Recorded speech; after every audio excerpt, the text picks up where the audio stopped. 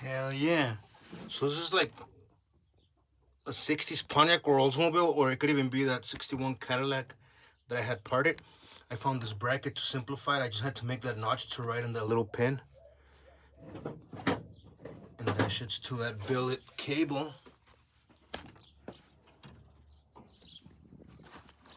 Which I had to shorten a little bit. Procedural shit. You always gotta wrap tape on it before you hit it with the grinding wheel so it doesn't fray. But it didn't. But I made this little chrome extender bracket. But that shit's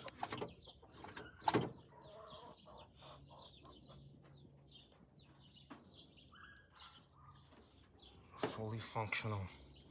This is a tripped out bracket from Spectre. It has a set screw to tighten it.